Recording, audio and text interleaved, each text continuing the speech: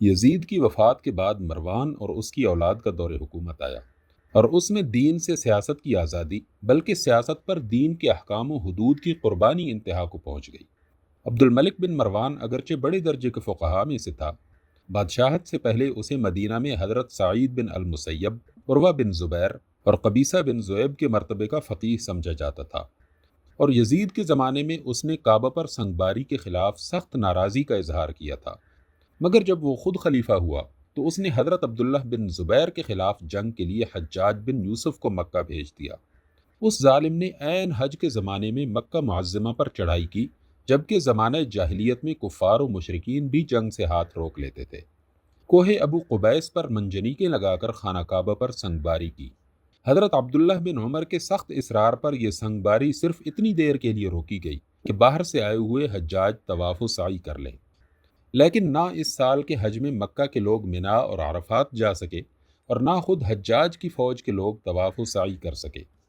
باہر سے آنے والوں نے جب طواف زیارت کر لیا تو حجاج نے اعلان کیا کہ سب حاجی نکل جائیں، اور از سر نو سنگباری شروع کر دی۔ پھر فتح کے بعد جو کچھ عبداللہ بن زبیر، عبداللہ بن صفوان اور عمارہ بن حزم کے سروں اور ان کی لاشوں کے ساتھ کیا گیا، اس کا ذکر ہم پہلے کر چکے ہیں۔ عبد الملک اور اس کے بیٹے ولید کے زمانے کی سب سے بڑی لعنت حجاج کی گورنری تھی، جسے 20 سال تک ظلم و ستم کی کھلی چھوٹ ملی رہی۔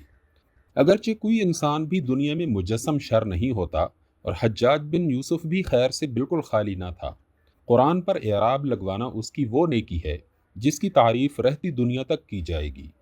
سندھ کی فتح بھی اسی کے کارناموں میں سے ہے، جس کی بدولت آج اس سرزمین میں اللہ کا نام لینے والے پائے جاتے ہیں، مگر کسی شخص کی ساری نیکیاں بھی ایک مومن کے قتل ناحق کی ہم وزن نہیں ہو سکتی، کجا کہ وہ ظلم و ستم جس کا ارتکاب اس نے اپنے طویل دور حکومت میں کیا۔ مشہور امام قرات عاصم بن ابن نجود کہتے ہیں کہ اللہ کی حرمتوں میں سے کوئی حرمت ایسی نہیں رہ گئی جس کا ارتکاب اس شخص نے نہ کیا ہو۔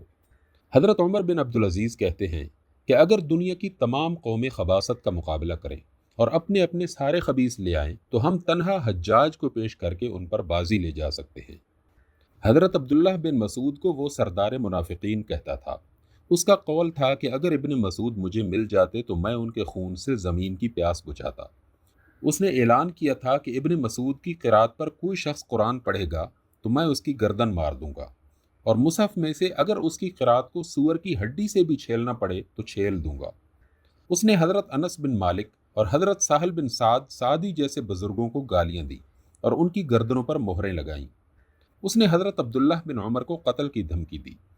وہ اعلانیہ کہتا تھا کہ اگر میں لوگوں کو مسجد کے ایک دروازے سے نکلنے کا حکم دوں اور وہ دوسرے دروازے سے نکلیں تو میرے لیے ان کا خون حلال ہے۔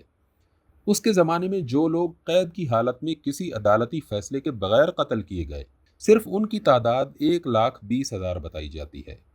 جب وہ مرا ہے تو اس کے قید خانوں میں 80,000 بے قصور انسان کسی مقدمے اور کسی عدالتی فیصلے کے بغیر سڑ رہے تھے، اور یہ ظالم گورنر تھا جس کے حق میں عبد الملک نے اولاد کو مرتے وقت وصیت کی کہ حجاج بن یوسف کا ہمیشہ لحاظ کرتے رہنا، کیونکہ وہی ہے جس نے ہمارے لیے سلطنت ہموار کی، دشمنوں کو مغلوب کیا اور ہمارے خلاف اٹھنے والوں کو دبا دیا۔ یہ وصیت اس ذہنیت کی پوری نمائندگی کرتی ہے جس کے ساتھ یہ لوگ حکومت کر رہے تھے۔ ان کی نگاہ میں اصل اہمیت ان کے اپنے اقتدار کی تھی۔ اس کا قیام و استحکام جس ذریعے سے بھی ہو ان کے نزدیک مستحسن تھا، قطع نظر اس سے کہ شریعت کی تمام حدیں اس کی خاطر توڑ ڈالی جائیں۔ یہ ظلم و ستم اس حد کو پہنچ گیا تھا کہ ولید بن عبد الملک کے زمانے میں ایک مرتبہ حضرت عمر بن عبدالعزیز چیخ اٹھے کہ عراق میں حجاج، شام میں ولید، مصر میں قرہ بن شریک، مدینہ میں عثمان بن حیان، مکہ میں خالد بن عبداللہ القصری، خداوندہ تیری یہ دنیا ظلم سے بھر گئی ہے، اب لوگوں کو راحت دے۔